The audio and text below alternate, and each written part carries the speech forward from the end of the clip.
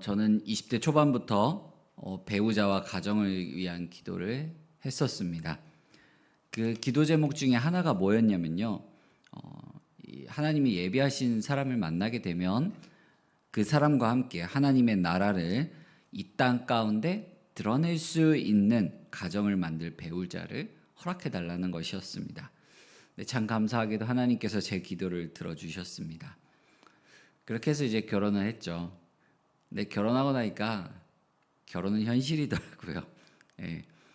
그래서 이게 같이 결혼 생활 하다 보니까 서로 오랜 시간 동안 다른 세상, 달라도 너무 다른 세상을 살아왔던 것 같습니다. 그렇게 살아온 시간만큼 함께 맞춰가야 될 부분들이 있었고요. 양보해 줘야 될 부분들이 있었고 서로 감싸줘야 되는 부분들, 또 각자 맡아서 힘써야 되는 부분들이 있었다면 또 서로 힘을 합쳐가지고 해결해야 될 일들도 있었습니다. 그러다 보니까 이 한 남자와 한 여자가 만나 가정을 이룰 하나님의 나라를 드러내는 데에는 참 많은 숙제거리가 있다라는 것을 생각하게 되었습니다. 근데 더 중요한 사실은 뭐였냐면 남편이 아내에게 맞춰주는 것도 아내가 남편에게 맞춰주는 것도 아닌 이 부부의 중심은 하나님에게 두는 것이다라는 것이었습니다. 오늘 말씀을 보게 되면 예수님께서도 이 부부에 대해서 말씀을 하시는데 이 부부가 얼마나 소중한 것인지 알려주고 계십니다. 그리고 이혼에 대한 가르침을 언급하고 있는데 이건 절대로 일어나서는 안 되는 일임을 말씀하십니다. 가정은 하나님께서 세상 가운데 처음으로 만드신 공동체입니다. 그 공동체는 한 남자에게 하나님께서 이 한 여자를 데려가서 만나게 하시고 결혼하게 하는 것으로 시작된 공동체입니다. 그러니까 뭐냐면 하나님께서 손수 만드시고 남자도 손수 만드시고 여자도 손수 만드셔가지고 남자에게 여자를 직접 데려가서 만든 공동체가 가정, 그 중에서도 가장 기본이 되는 부부라는 것입니다.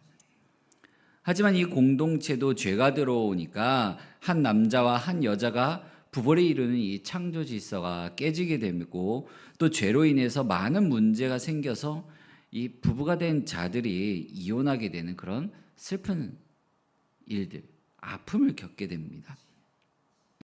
부부는 태초부터 하나님이 친히 손으로 만드신 공동체였습니다. 그만큼 이 부부라고 하는 것은 하나님에게 있어서 소중한 공동체라는 것입니다. 예수님께서도 바로 그 사실을 오늘 우리가 읽은 본문 말씀에서 전하고 계십니다.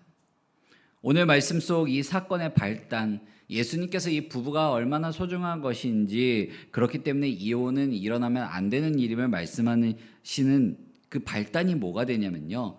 바리새인들이 예수님께 아내를 버리는 것이 옳으니까라고 묻는 것으로 시작됩니다. 근데 바리새인들은 왜 갑자기 예수님께 와서 왜 이렇게 물었냐면 이 바리새인들 입장에서는 예수님은 어떻게든 이 눈에서 치워버리고 싶은 존재였습니다. 근데 이것을 골똘히 생각해 보다 보니까 이전에 무슨 사건이 있었냐면 세례 요한이 헤로디아와 결혼하기 위해 아내와 이혼했던 이 헤롯을 책망했다가 이 목이 댕강 잘려 죽었던 그 사건을 떠올리면서 이렇게 예수님을 몰아가면 예수님도 세례 요한과 똑같이 죽일 수 있겠구나라고 생각한 것입니다. 이 사실을 알고 또 바리새인들이 어떻게 대답할지를 알고 계셨던 예수님께서는 그들에게 묻습니다. 모세가 어떻게 너희에게 명령하였느냐? 게다가 이 당시에는 수많은 이 율법을 연구하던 랍비들도 이 이혼에 대해서 어떻게 생각하고 있었냐면 이 부부에 대해서 어떻게 생각하고 있었냐면요. 이 문헌에 의하면 이렇습니다. 여자가 당신의 통제를 받아들이지 않는다면 그 여자와 이혼하고 돌려보내라. 네, 조금 더 심한 거는 어떻게 쓰여 있냐면요. 어떤 이유에서든 함께 사는 아내와 이혼하고자 하는 자, 또 아내가 망친 식사를 내놓으면 그 아내와 이혼하라 라고도 말을 했습니다. 더 심한 경우는 이렇게도 적혀 있었습니다. 그녀보다 더 아름다운 여자를 만나면 이혼하라 라는 그런 랍비들도 있었다는 겁니다. 근데 오늘날만큼이나 예수님이 살던 당시에도요, 이 이혼에 대해서 사람들이 굉장히 쉽게 생각하고 있었다는 겁니다. 그렇다면 예수님께 이렇게 물었던 이 바리새인들도 이 부부라고 하는 거에 대한 소중함, 그 중요성에 대해서 제대로 인지하지 못했기 때문에 하나님의 말씀을 따르는 이 이스라엘 백성, 그 중에서도 이 바리새인이라고 하는 자들이 예수님께 이혼에 대해서 쉽게 얘기한 것입니다. 예수님은 그 사실을 알고 있었기 때문에 그 모세의 율법에 어떻게 얘기했는지 물은 것입니다. 신명기 24장 1절에서 2절 말씀을 보면 이렇게 말씀합니다. 사람이 아내를 맞이하여 데려온 후에 그에게 수치되는 일이 있음을 발견하고 그를 기뻐하지 아니하면 이혼 증서를 써서 그의 손에 주고 그를 자기 집에서 내보낼 것이요 그 여자는 그의 집에서 나가서 다른 사람의 아내가 되려니와 라고 말씀합니다. 모세율법에 뭐라고 써 있습니까? 이혼 증서를 써서 주고 아내와 헤어지도록 하는 것이었습니다. 모세의 율법입니다. 근데 이것은 이혼을 정당화하거나 이혼을 허락해 준다라는 뜻이 아닙니다. 그럼 뭐냐면 사람들의 완악함, 이 죄악으로 인한 이 슬픈 일들이 벌어진 이 세상 속에서 그 당시 시대상에 비추어 볼 때 상대적으로 약한 이 여성들의 인권을 보호해 주기 위한 하나님의 배려였습니다. 그러니까 최소한의 안정장치였습니다. 법적인 안정장치였습니다. 그러면서 단호하게 이혼을 금지한다는 예수님의 말씀은 바리새인들도 그렇지만 제자들에게도 사뭇 충격으로 다가왔던 겁니다. 그래서 예수님께 제자들이 이 10절 말씀에 뭐라고 합니까? 다시 묻습니다. 다시 묻습니다. 이해를 못해서 물은 게 아니라 그들에게도 예수님의 가르침은 자기들이 알고 있던 이 상식과 사뭇 다른 얘기였기 때문에 예수님께 물었던 것입니다.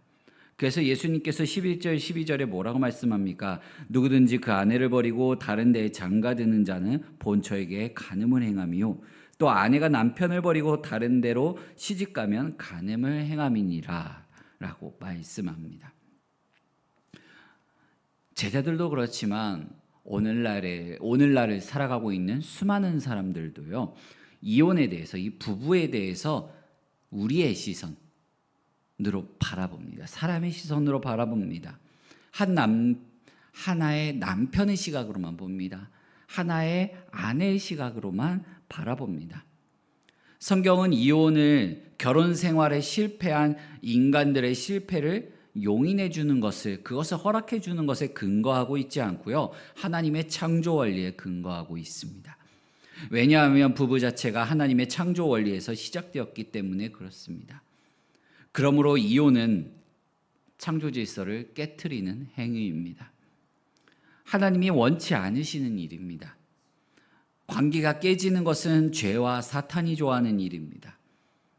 하나님은 오히려 하나 되고 연합되고는 이 부부관계를 아름답게 보시고 기뻐하십니다. 그럼에도 성경을 보게 되면 이렇게 이혼에 대하여 예외 조항을 두는데 그 이유가 뭐냐면 우리의 완악함 때문입니다. 마태복음 5장 32절과 19장 9절 말씀을 보면 이렇게 말씀합니다. 나는 너희에게 이르노니 누구든지 음행을 행한 이유 없이 아내를 버리면 이는 그로 간음하게 함이요 또 누구든지 버림받은 여자에게 장가드는 자도 간음이니라. 내가 너희에게 말하노니 누구든지 음행한 이유 외에 아내를 버리고 다른 데 장가드는 자는 간음함이니라. 다 이 인간의 완악함에 대해서 그 이혼은 최소한의 보호하기 위한 법적인 조항으로 만들어 주신 겁니다. 물론 현실 세계에서 우리가 살아가는 지금 이 오늘날의 현실을 보게 되면 결혼이 깨지고 이혼하는 일들이 일어납니다. 잘못된 이런 비극이 벌어지는 것이죠. 그럼에도 불구하고 일어나는 이 비극적인 일을 우리는 성경적으로 다루는, 하나님의 마음으로 다루는 그 방법들을 찾아내고 또 그런 아픔을 겪은 사람들을 우리가 어떻게 보호해주고 감싸주어야 되는지 생각해 봐야 될 문제입니다. 결혼이 유지되고 있는 사회는 굉장히 건강한 사회입니다. 반면 이혼이 만연하는 사회는 병든 사회입니다. 그 근본적인 시각은 하나님의 창조 원리에서 찾아볼 수가 있습니다.